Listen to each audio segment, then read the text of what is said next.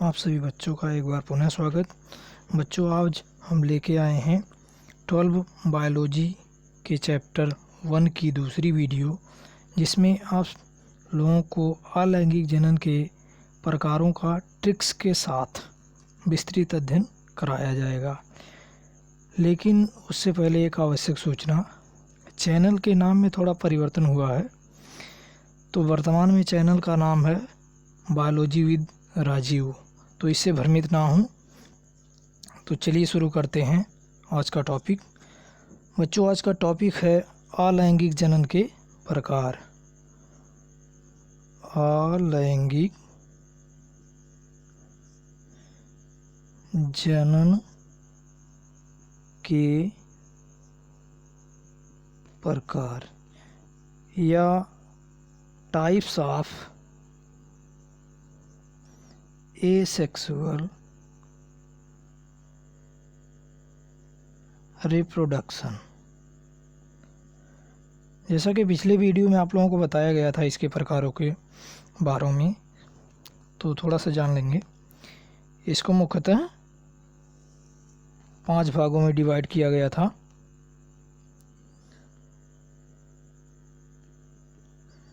जिसमें इसका पहला पार्ट था विखंडन, या इसे द्विखंडन लिखा गया था। दूसरा था मुकुलन।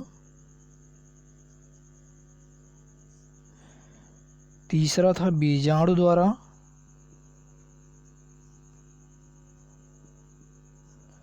चौथा का खंडन था। और 5वां कायिक प्रवर्धन था। कायिक प्रवर्धन। तो चलिए इसके पहले प्रकार का विस्तृत अध्ययन करेंगे। तो इसका पहला प्रकार है विखंडन,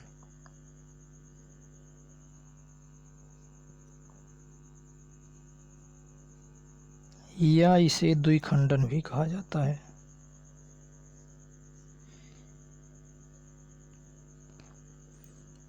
इसको इंग्लिश में बाइनरी फिजन कहते हैं।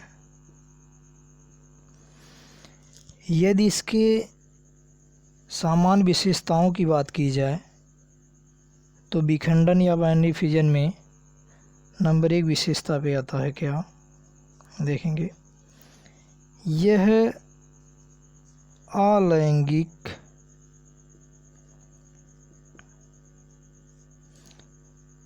जनन की सरलतम विधि है।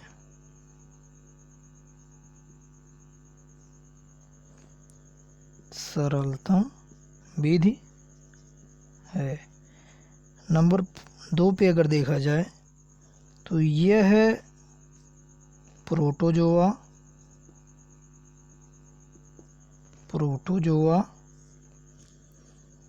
तथा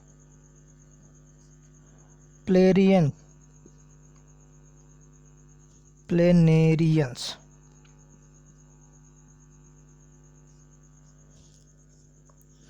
में पाया जाता है।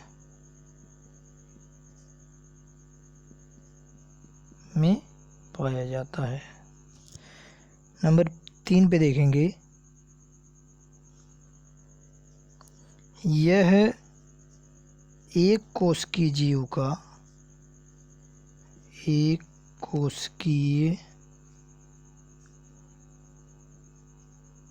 जीव का केंद्रक तथा कोशिका द्रव्य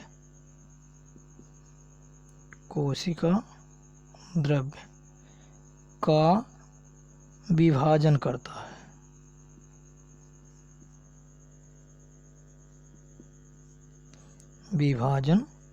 है। नंबर 4 पे देखें इसकी विशेषताओं को, तो यह एक ही आकार का 2 समान जीव का निर्माण करता है, जीव का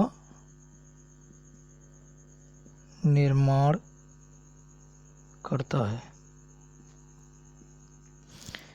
नंबर 5 पे देखें तो यह है ताप एवं भोजन,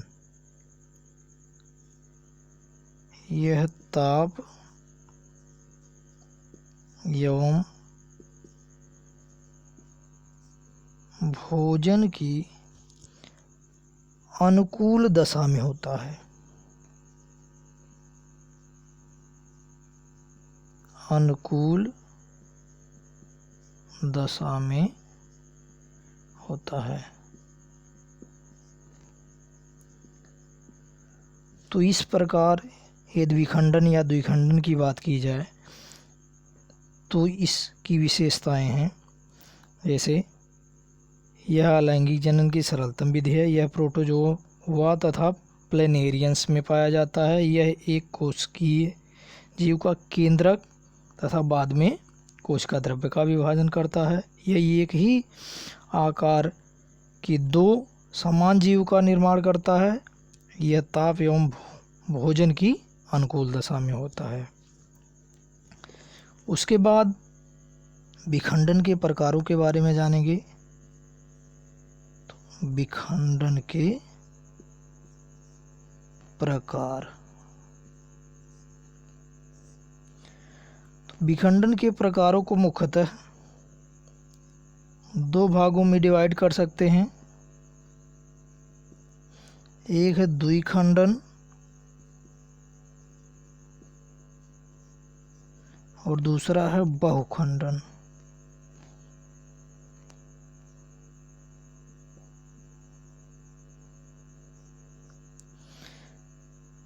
पुनः अगर द्विखंडन को डिवाइड किया जाए तो ये मुख्यतः 3 भागों में डिवाइड कर सकते हैं। नंबर 1 पे आता है अनियमित द्विखंडन, अनियमित द्विखंडन। नंबर 2 पे आता है अनुप्रस्थ द्विखंडन और नंबर 3 पे आता है अनुलंब द्विखंडन। तो इस प्रकार विखंडन के प्रकारों की यदि बात की जाए तो विखंडन को मुख्यतः 2 भागों में बांटा गया है, एक द्विखंडन और दूसरा बहुखंडन। द्विखंडन को पुनः 3 भागों में बांटा गया है, अनियमित द्विखंडन, अनुप्रस्थ द्विखंडन और अनुलंब द्विखंडन। चलिए आगे बढ़ते हैं। तो सबसे पहले इसमें जानेंगे द्विखंडन के प्रकारों के बारे में। द्विखंडन को मुख्यतः 3 भागों में बांटा गया है। इसमें जो पहला है वो अनियमित द्विखंडन, अनियमित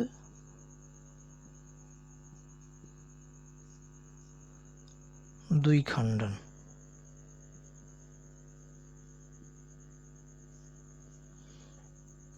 या इसे इर्रेगुलर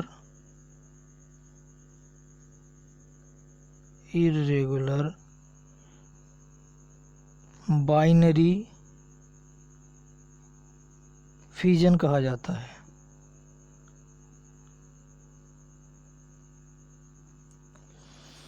अनियमित द्विखंडन की बात की जाए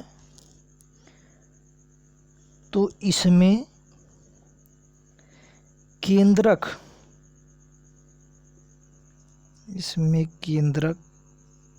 समकोण पर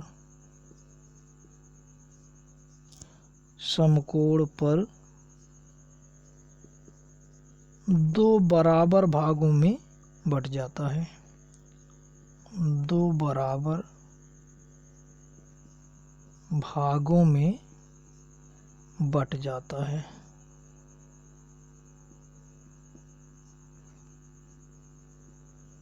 जैसे इसमें अमीबा।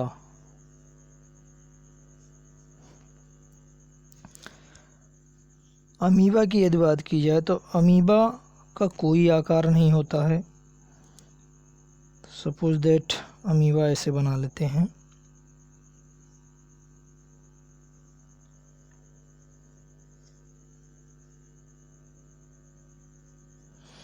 बीच में इसका केंद्रक है,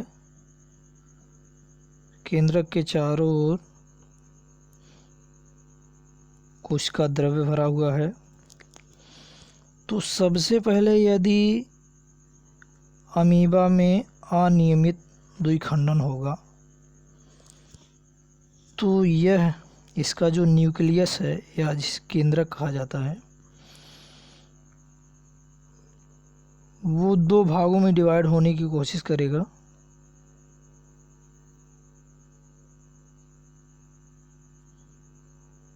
जैसे यहाँ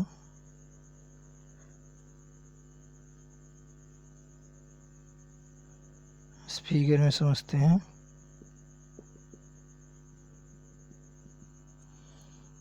ये इसका पहला स्टेप था, ये दूसरा स्टेप। तीसरे स्टेप में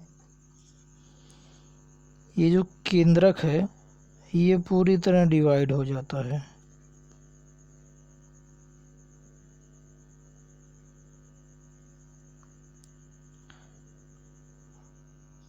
लेकिन इसकी जो कोशिका भित्ति है वो अभी भी जुड़ी रहती है।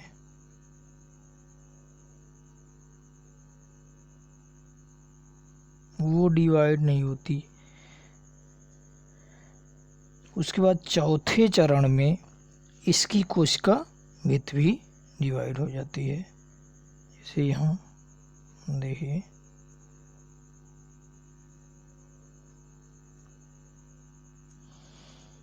तो इस प्रकार कह सकते हैं कि अमीबा में अनियमित द्विखंडन होता है। अनियमित का मतलब ये है कि इसका शरीर कहीं से भी, यहाँ से भी डिवाइड हो सकता है, यहाँ से भी डिवाइड हो सकता है, यहाँ से भी डिवाइड हो सकता है। यानी अमीबा का जो शरीर है वो कहीं से भी डिवाइड हो सकता है, बट उसका जो न्यूक्लियस है वो समकोण पर ही डिवाइड होगा। तो इस प्रकार द्विखंडन का जो पहला प्रकार था अनियमित द्विखंडन, वो मुख्यतः अमीबा में पाया जाता है। उसके बाद दूसरे प्रकार की यदि बात की जाए, इसको थोड़ा काउंट करेंगे ट्रिक के लिए। तो इसमें लिखाया गया है इरेगुलर बाइनरी फिजन। इसको ध्यान रखिएगा, इरेगुलर में सबसे पहले आई है। चलिए आगे बढ़ते हैं दूसरे प्रकार में।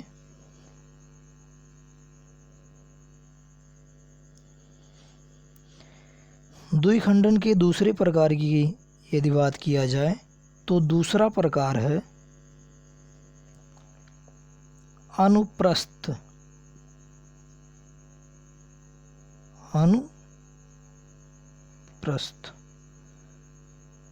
द्विखंडन, या इसे इंग्लिश में ट्रांसवर्स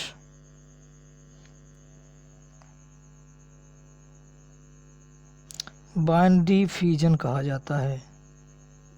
बाइनरी फिजन कहा जाता है। अनुप्रस्थ द्विखंडन की यदि बात की जाए तो इसमें दो प्रकार के केंद्रक होते हैं। एक होता है लघु केंद्रक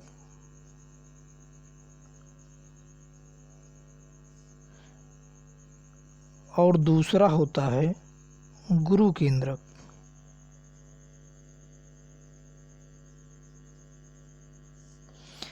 लघु केंद्रक में समसूत्री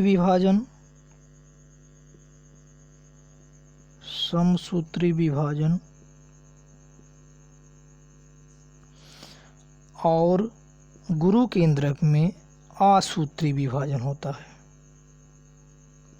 असूत्री विभाजन। और ये विभाजन के पश्चात दो लघु केंद्रक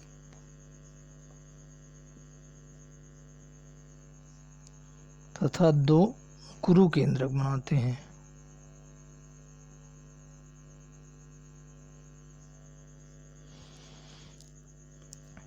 जैसे इसका उदाहरण है, उदाहरण की यदि बात किया जाए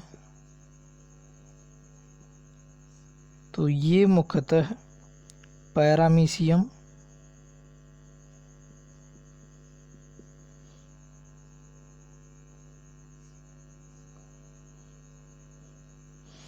या प्लेनेरिया में होता है।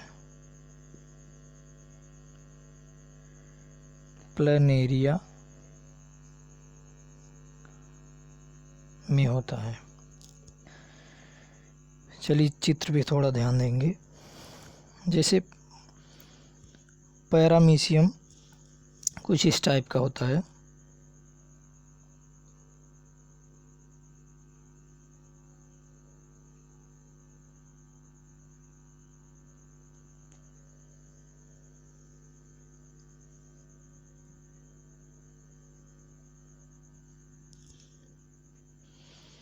इसमें दो प्रकार के केंद्रक पाए जाते हैं,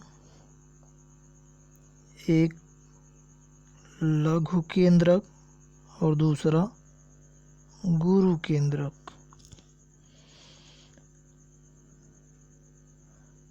इसके किनारे किनारे फ्लैजलम पाया जाता है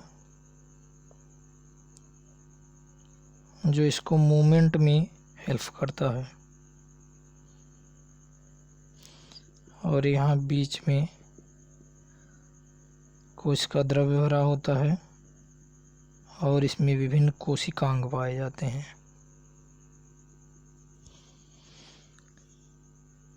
तो इसके यदि डिवाइडेशन की बात किया जाए या ट्रांसवर्स बाइनरी फ्यूजन की बात किया जाए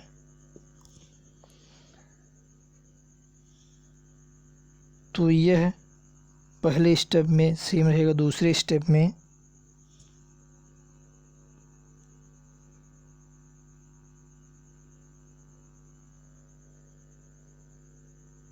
कुछ इस टाइप का दिखेगा।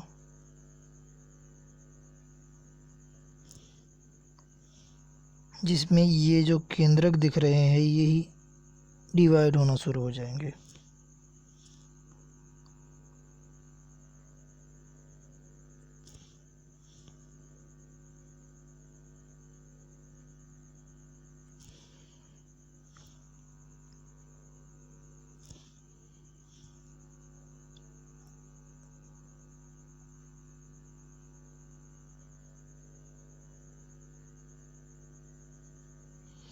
और यहाँ अंदर कोशिका द्रव्य भरा रहेगा।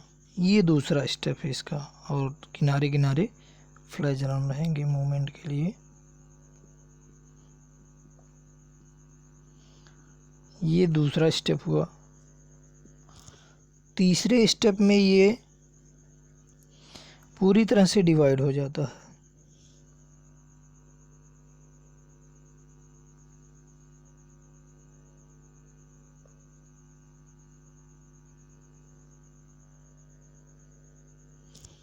तीसरे स्टेप में यह पूरी तरह डिवाइड हो जाता है। जैसे देखिए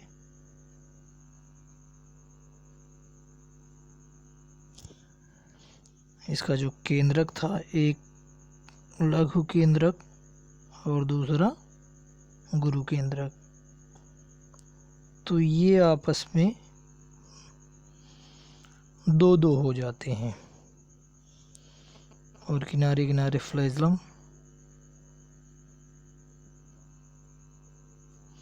बीच में कोशिका द्रव्य।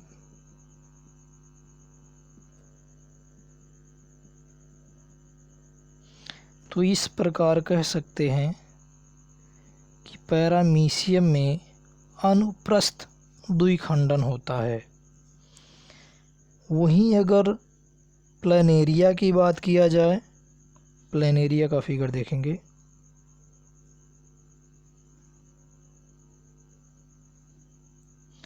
प्लेनेरिया की यदि बात किया जाए तो प्लेनेरिया कुछ इस तरह दिखता है।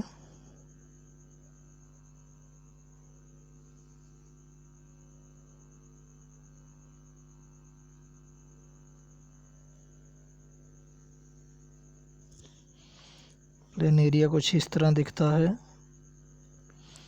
इसके फर्स्ट स्टेप में यह सेम जैसे पहले रहता है उसी प्रकार दिखेगा। दूसरे स्टेप में इसकी बॉडी का जो मिडिल पार्ट है वो थिन होना शुरू हो जाएगा, यूँ पतला होना शुरू हो जाएगा। जैसे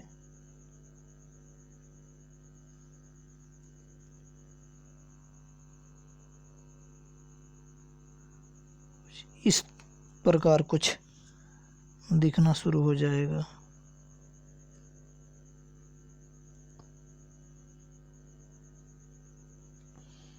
ये जो मिडिल पार्ट है ये पतला होना शुरू हो जाएगा।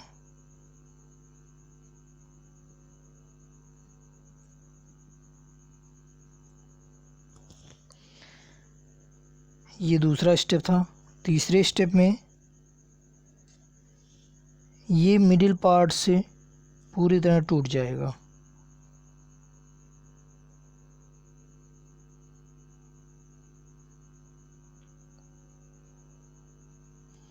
लेकिन अभी नए जीव का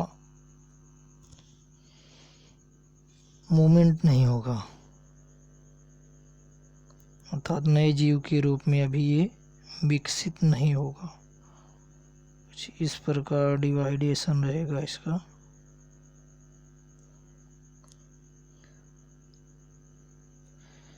ये तीसरा स्टेप था। उसके बाद चौथे स्टेप की बात किया जाए तो यह दो जीवों में बट गया है, यानी दो जीव का निर्माण हो गया है। जैसे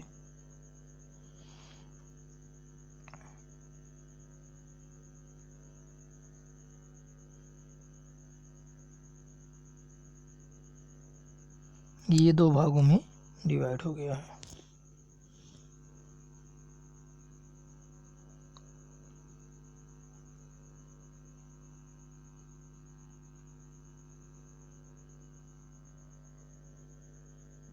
तो इस प्रकार ये कह सकते हैं कि अनुप्रस्थ द्विखंडन पैरामीशियम में और प्लानेरिया में भी होता है। इसको एक और नाम से जानते हैं जो प्लेनेरिया में द्विखंडन हुआ है, इसको पुनरुद्भवन या इसे रीजेनरेशन कहा जाता है। रीजेनरेशन कहा जाता है। रीजेनरेशन या पुनरुद्भवन की यदि बात किया जाए तो प्लेनेरिया और स्टारफिश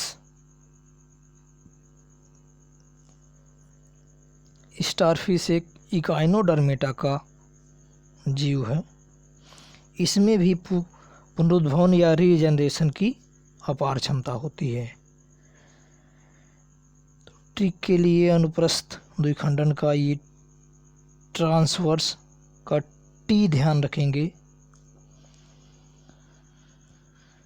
चलिए आगे बढ़ते हैं तीसरे प्रकार की तरफ द्विखंडन के। तो द्विखंडन का जो तीसरा प्रकार था वो अनुलंब द्विखंडन था। जो तीसरा प्रकार था वो अनुलंब द्विखंडन।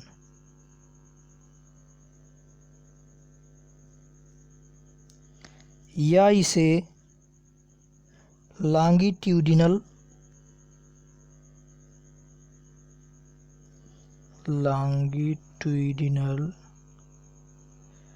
बाइनरी फ्यूजन भी कहते हैं। अब इसमें क्या होता है चलिए देखते हैं। इसमें जीव जीव के शरीर लंबाई के साथ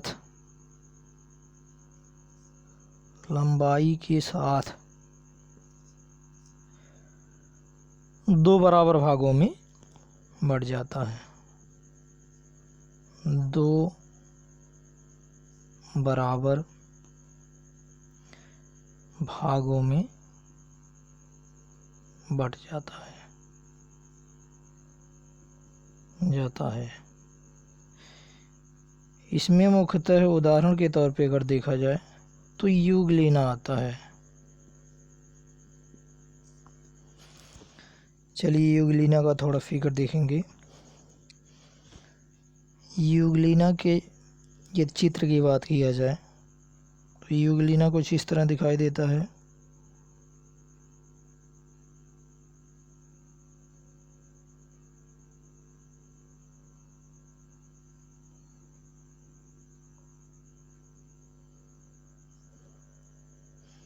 यहाँ से एक फ्लैजलम निकला रहता है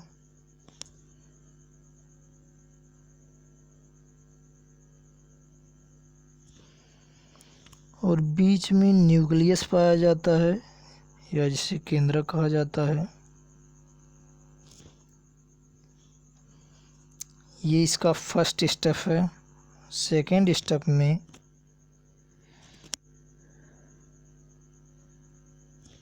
स्टेप में देखेंगे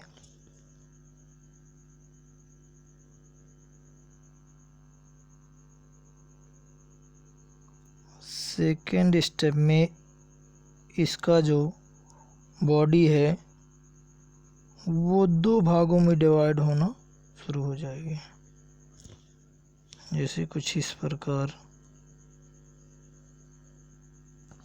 और जो केंद्रक है, यहाँ इसका फ्लैजलम है, ये केंद्रक जो है ये अनुलंब की तरह दिखने लगेगा, यानी लॉन्गिट्यूडिनल हो जाएगा।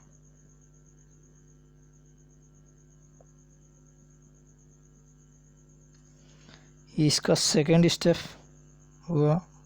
थर्ड स्टेप की यदि बात किया जाए तो इसका शरीर लगभग दो भागों में डिवाइड हो गया होगा।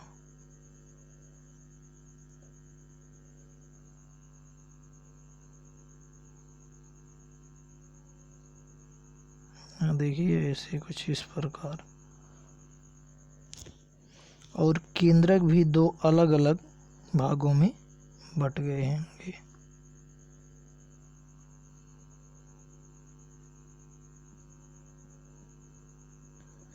ये इसका तीसरा स्टेप हुआ।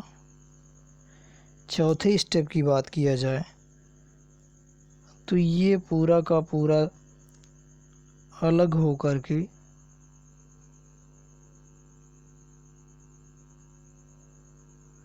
नए जीव की रचना कर लिया है।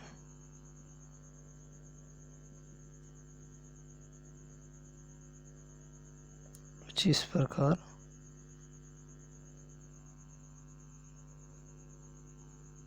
नए जीव की रचना कर लिया है।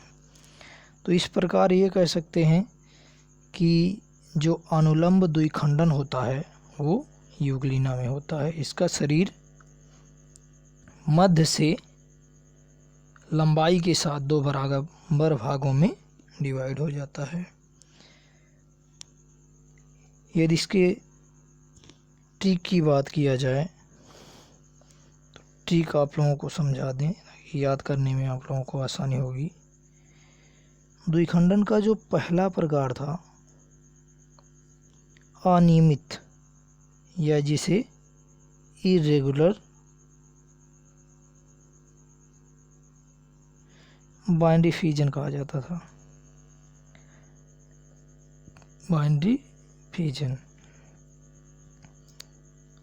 इसमें मुख्यतः अमीबा था।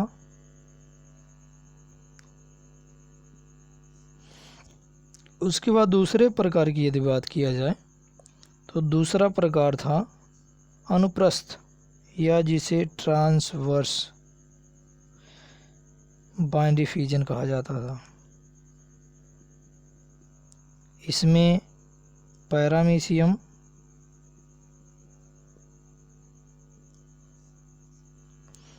प्लनेरिया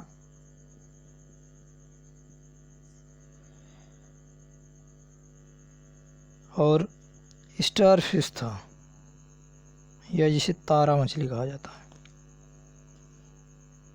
स्टार फिश था। उसके बाद जो तीसरा प्रकार था वह अनुलंब द्विखंडक था, जिसे लॉन्गिट्यूडिनल बाइनरी फ्यूजन कहा जाता था। इसमें मुख्यतः यूग्लिना था। तो यदि ट्रिक्स की बात किया जाए तो इन तीनों का पहला वर्ड लेंगे, जैसे आई, टी और यल। आई, टी और यल। यल में एक और वर्ड हम जोड़ेंगे, आई। तो इस प्रकार यहाँ इटली हो गया।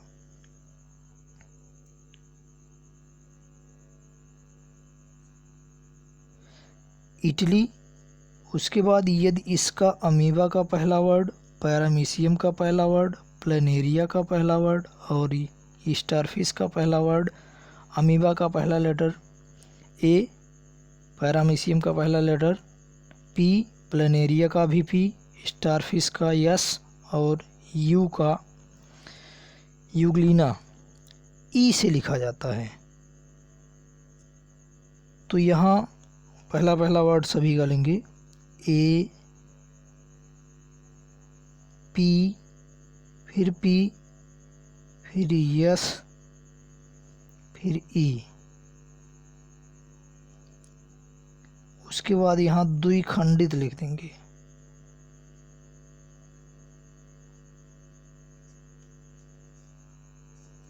तो इस प्रकार ये कह सकते हैं इटली यानी आई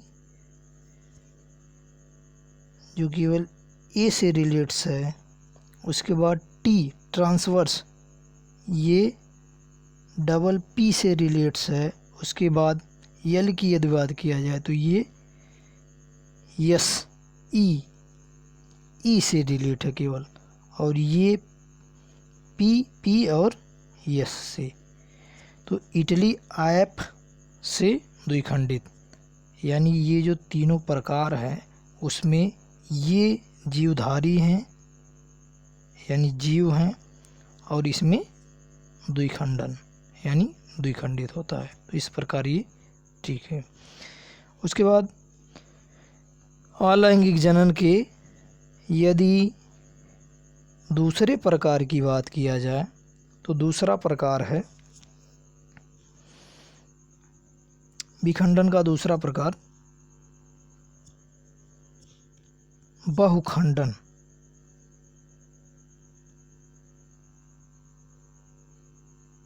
बहुखंडन इसमें क्या होता है, चलिए देखेंगे।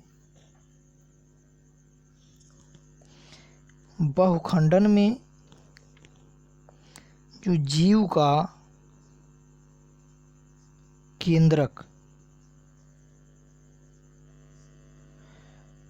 ये एक से अनेक बार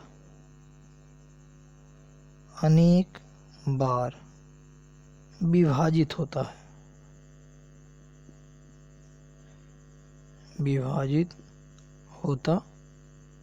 है। यानी अगर बहुखंडन की बात किया जाए तो जीव का जो केंद्रक है वो दो नहीं बल्कि दो से भी अधिक बार डिवाइड होता है। तो यह बहुखंडन के अंतर्गत आता है। इसमें उदाहरण की यदि बात करें तो इसमें अमीबा, अमीबा, लेकिन अमीबा में जो पुटी भवन होता हुआ है, पुटी भवन, और मलेरिया का एक परजीवी है जिसका नाम है प्लाज्मोडियम,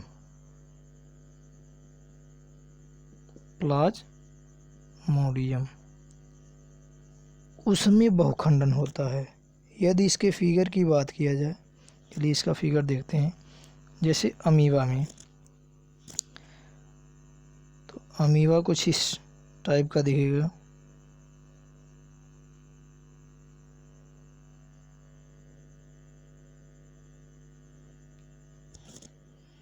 ये इसका पहला स्टेप है।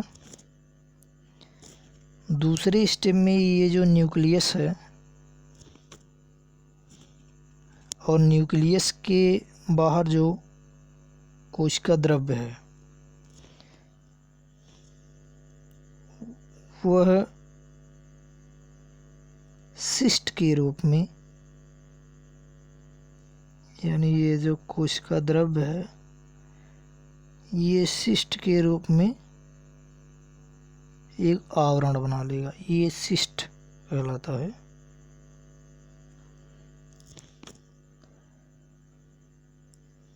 ये इसका दूसरा स्टेप हुआ। तीसरे स्टेप में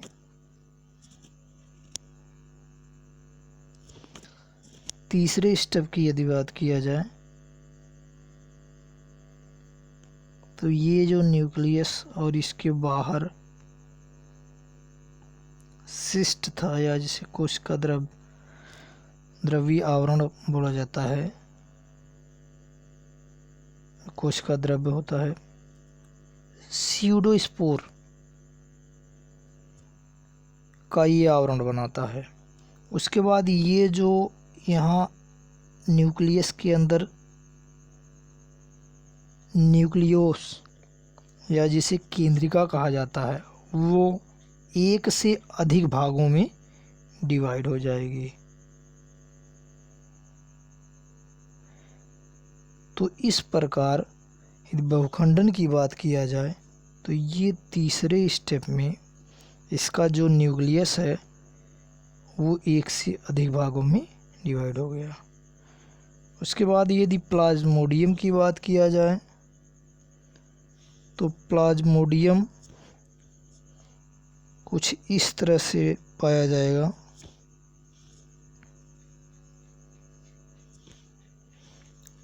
और इसके अंदर डॉटर सेल पाई जाती हैं, या जिसे पुत्री कोशिका कहा जाता है। ये डॉटर सेल हैं।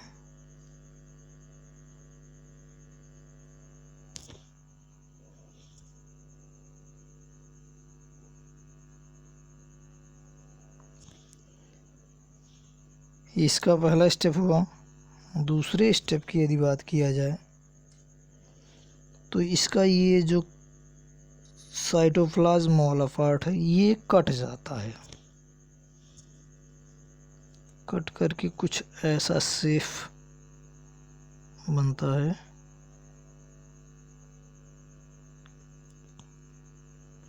इस तरह से। और ये जो डॉटर सेल अंदर हैं ये निकल कर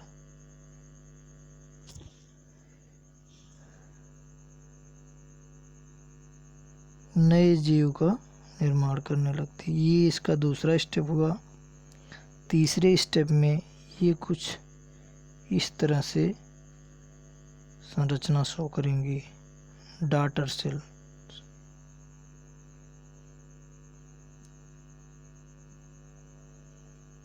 ये इसका तीसरा स्टेप हुआ। तो इस प्रकार कह सकते हैं अमीबा में पुटी भवन जो होता है वो बहुखंडन का उदाहरण है, और प्लाज्मोडियम में जो डॉटर सेल्स हैं वो अलग होकर के एक से अधिक जीव का निर्माण करती हैं।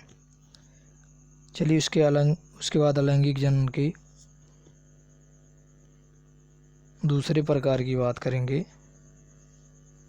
अलैंगिक जनन का दूसरा प्रकार है मुकुलन।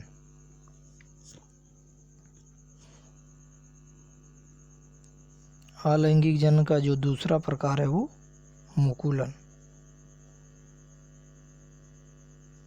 मुकुलन या इसे इंग्लिश में बडिंग कहा जाता है।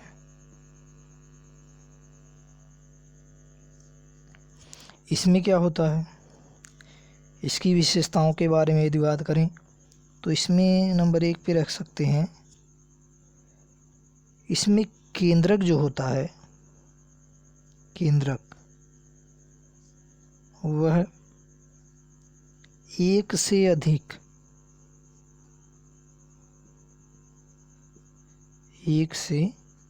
भागों में बढ़ जाता है, या विभाजित हो जाता है। नंबर 2 पे यदि रखें इसकी विशेषताएं, तो इसमें एक या अनेक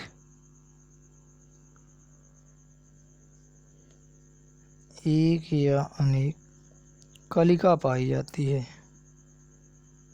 या जिसे बड कहा जाता है, कलिका पाई जाती है। तीसरी विशेषता की यदि बात किया जाए तो जो जीव का निर्माण होता है इसमें वह कलिका द्वारा होता है, कलिका द्वारा नए जीव का निर्माण। तो इस प्रकार ये कह सकते हैं कि मुकुलन में जो केंद्रक है वो एक से अधिक भागों में बढ़ जाता है और इसमें एक से अनेक कलिका पाई जाती है और कलिका द्वारा ही नए जीव का निर्माण होता है। इसके प्रकारों के बारे में जान लेते हैं कि मुकुलन के कितने प्रकार होते हैं। मुकुलन के यदि प्रकारों की बात किया जाए तो इसे मुख्यतः 3 भागों में बांट सकते हैं। पहला है बाह्य मुकुलन,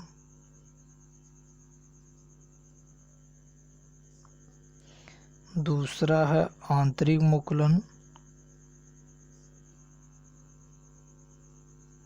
और तीसरा है टोरुलेशन। तो सबसे पहले मुकुलन प्रकार की बात कर लेते हैं। तो पहला इसमें बाह्य मुकुलन। बाह्य मुकुलन इसमें क्या होता है, इसमें जो जनक का शरीर है, यानी जनक शरीर से बाह्य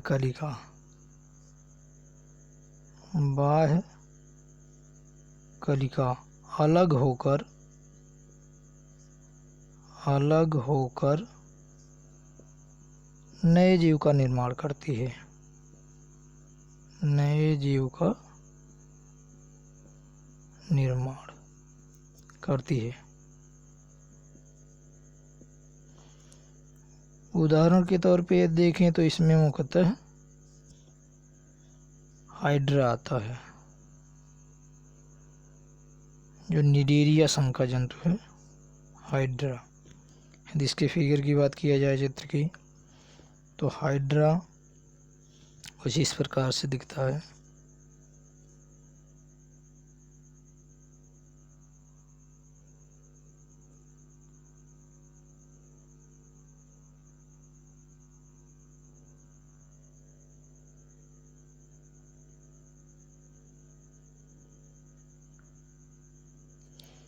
इसमें ये इसका बेस पॉइंट है,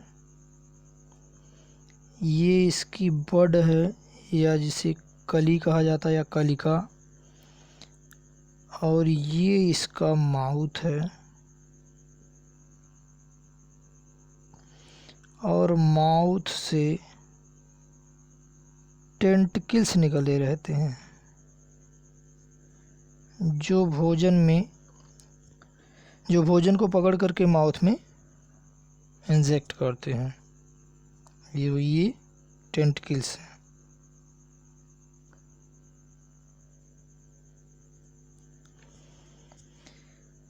ये इसका पहला स्टेप हुआ। दूसरे स्टेप की यदि बात करें तो दूसरे स्टेप में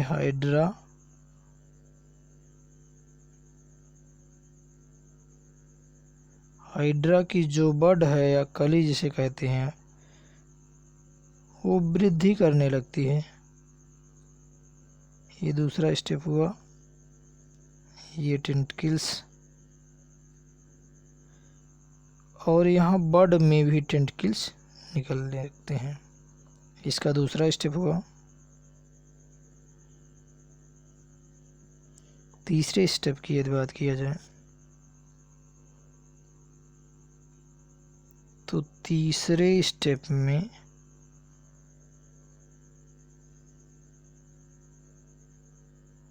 इसकी जो बड है वो बहुत बड़ी हो जाती है।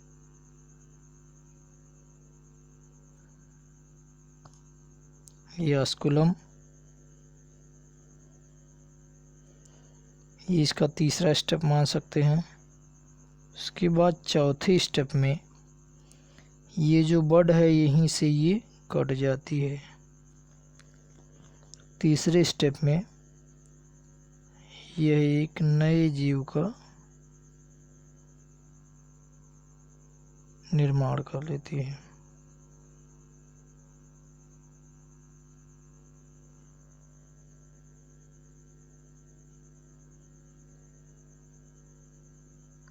ये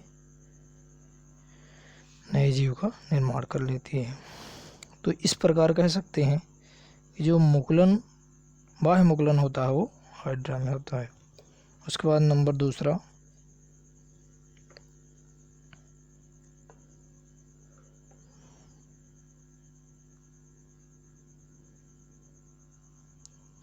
दूसरे नंबर की यदि बात करें तो दूसरा है आंतरिक मुकुलन। आंतरिक मुकुलन, इसमें क्या होता है, या इसे इंटरनल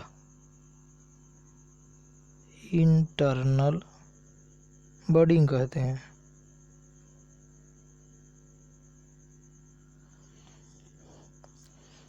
तो इसमें जनक के शरीर में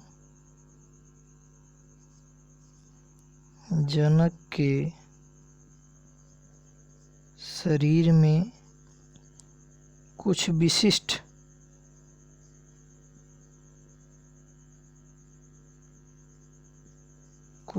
विशिष्ट रचनाएं होती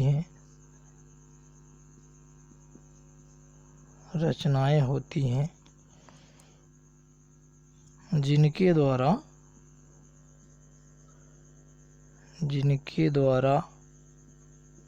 नए जीव का निर्माण होता है। इसमें यदि उदाहरण की बात किया जाए तो इसमें मुख्यतः स्पंज आता है। स्पंज जो पोरीफेरा संघ के जीव हैं, से स्पंजों की यदि बात किया जाए, ल्यूकोसोलेनिया,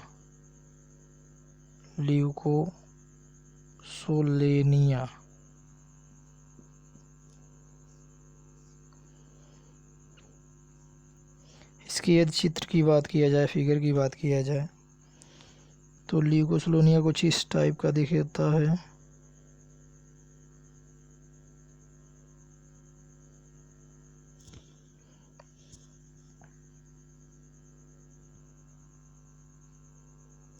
इसका फिगर कुछ इस टाइप का दिखेगा।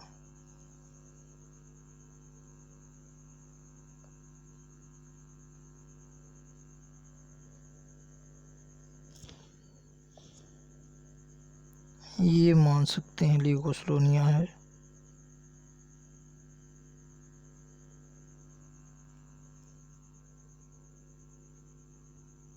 यहाँ भी एक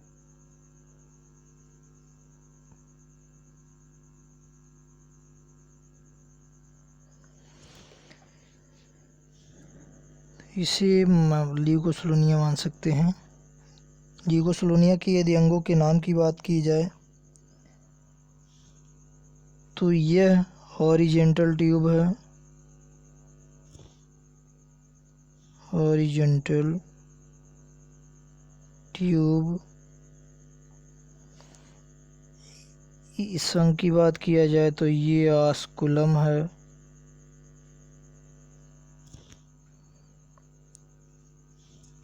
और इसमें कुछ बर्ड्स भी निकली रहती हैं। ये इस अंग की बात किया जाए तो ये भी बर्ड हैं, और यहाँ ये भी बर्ड हैं, तो ये मिल के बर्ड कह सकते हैं।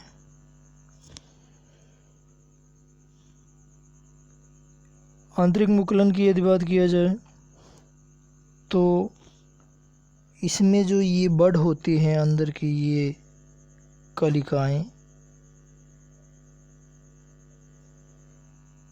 ये कलिकाएं बड़ी होकर के, जैसे यहाँ दूसरे स्टेप में इतना बड़ा हुआ, तीसरी स्टेप में ये और बड़ा होगा, उसके बाद चौथे स्टेप में, और उसके बाद यहाँ अंत में यहीं से ये बड़े जितने होते हैं उसी से यहाँ से कटना शुरू हो जाते हैं। तो यहीं से ये कट करके ये नए जीव का निर्माण कर देते हैं। उसके बाद टोलुरेशन की यदि बात किया जाए, टोलुरेशन इसमें क्या होता है, या इसे जेनुअल मुकुलन भी कहा जाता है।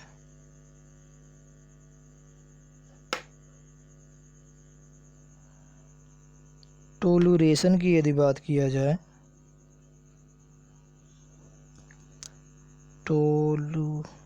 टोरुलेशन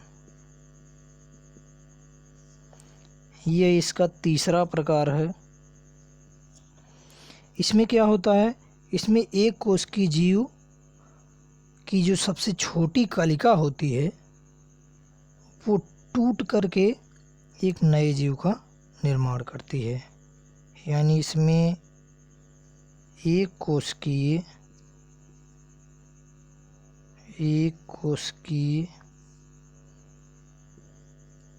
जीव की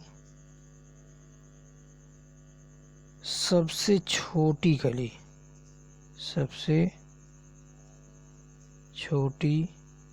कली या कलिका द्वारा नए जीव का निर्माण,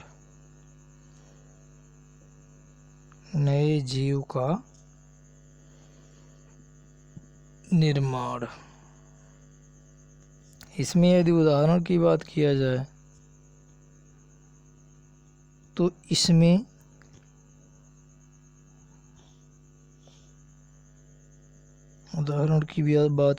इसमें ईस्ट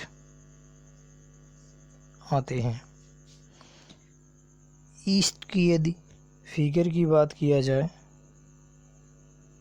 तो ईस्ट कुछ इस प्रकार दिखते हैं।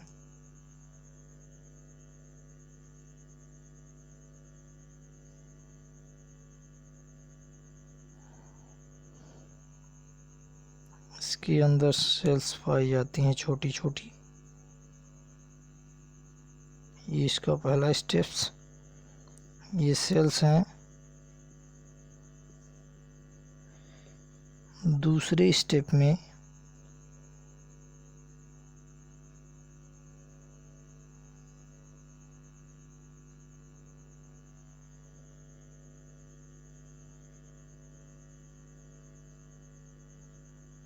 ये जो सेल वॉल है ये टूट जाती है।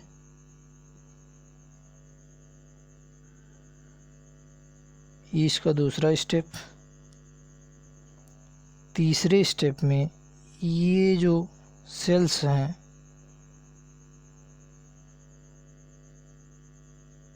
वो कुछ इस तरह के इंटरफेस सोच करते हैं, जैसे इस टाइप्स के।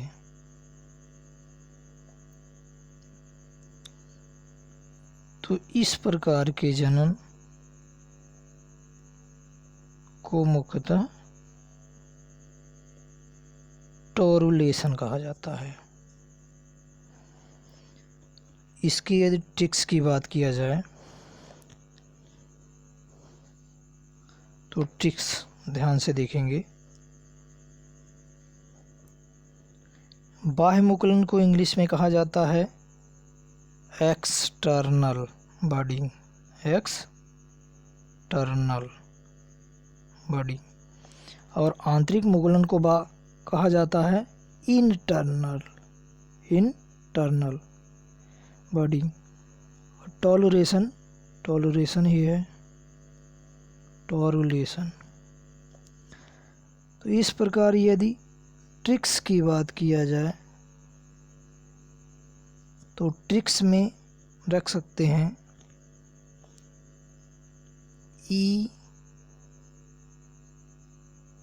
EIT में। अब यहाँ बाह्य मुकुलन की बात की गई थी तो इसमें हाइड्रा था। उसके बाद आंतरिक मुकुलन की बात की गई थी तो उसमें स्पंज था। उसके बाद यहाँ टोरुलेशन की बात की गई थी तो इसमें ईस्ट था। तो इन सब का पहला वर्ड लीजिए, जैसे हा, उसके बाद आधा सा, उसके बाद या केवल लीजिए। तो EIT में हास, इसकी ट्रिक हो गई, यानी इंटरनल में हाइड्रा, उसके बाद एक्सटर्नल में हाइड्रा, इंटरनल में स्पंज, और यहाँ टोरुलेशन में ईस्ट मुकुलन होता है। उसके बाद अगला जो प्रकार है उसको देखेंगे। अगले प्रकार की यदि बात किया जाए तो अगला प्रकार है बीजाणु द्वारा, तीसरा प्रकार, अलैंगिक जनन का तीसरा प्रकार है बीजाणु द्वारा। इसमें मुख्यतः जो रिप्रोडक्शन होता है वो बीजाणु द्वारा होता है। तो इसके यदि कैरेक्टरिस्टिक की बात किया जाए तो इसमें सबसे पहले पे रख सकते हैं, इसमें बीजाणुओं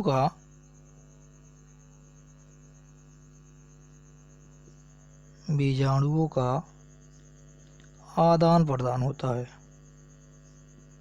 आदान प्रदान होता है। नंबर 2 पे रखेंगे कि यह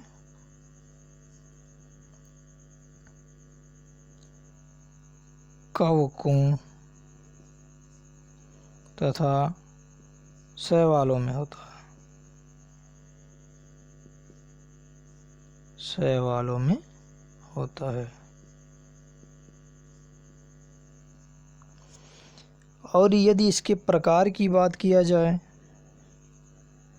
बीजाणु द्वारा जनन के, यदि प्रकार की बात किया जाए तो इसको 2 भागों में बांटा जा सकता है। नंबर 1 चल बीजाणु,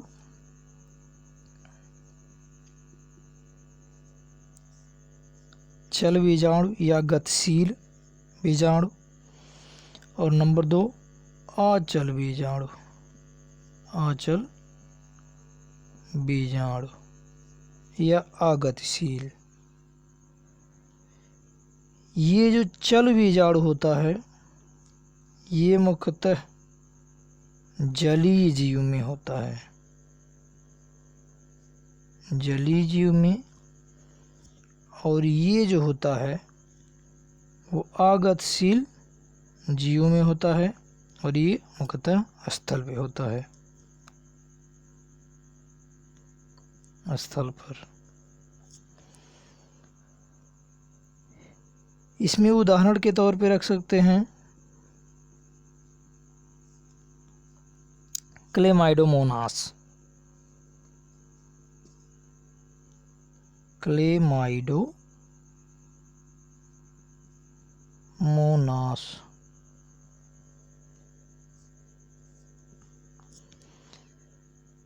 उसके बाद अचल में रख सकते हैं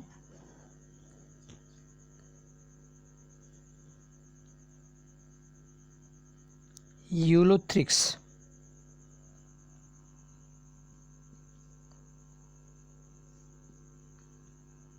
यूलोथ्रिक्स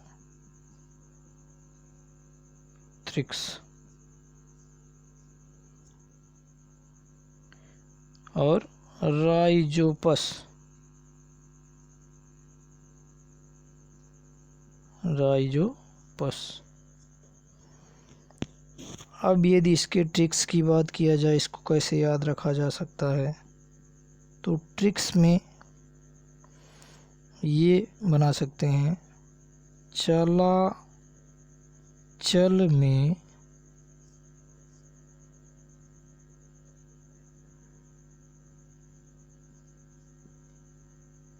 चलाचल में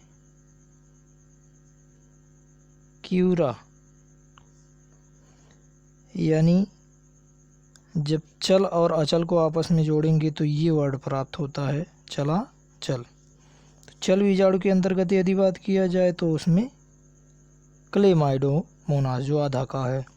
उसके बाद अचल के बात किया जाए तो उसमें यूलोथ्रिक्स और राइजोपस है। तो इस प्रकार ये कह सकते हैं कि चलाचल में क्यूरा। उसके बाद अगले प्रकार की बात करते हैं। अगला जो अलैंगिक जनन का प्रकार है वो खंडन। नंबर चौथा जो प्रकार है खंडन, या इसे कहा जाता है फ्रेगमेंटेशन।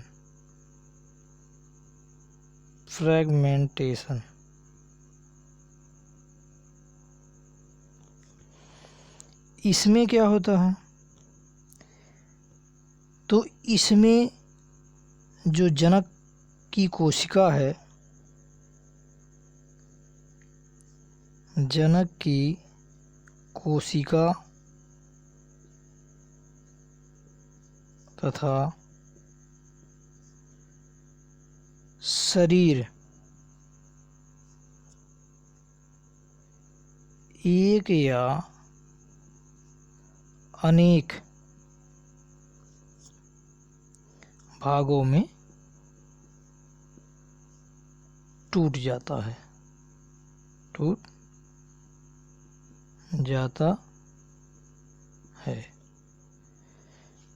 जैसे उदाहरण के तौर पे देखेंगे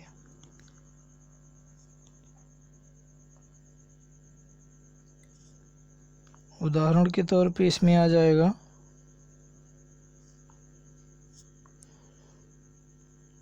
रिक्सिया,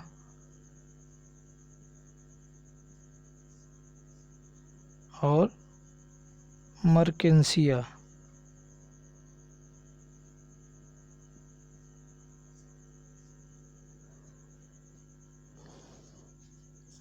रिक्सिया और मर्केंसिया।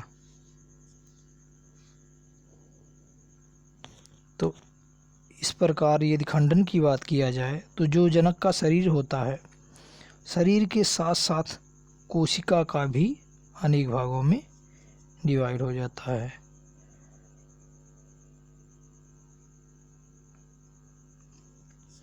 यदि इसके ट्रिक्स की बात किया जाए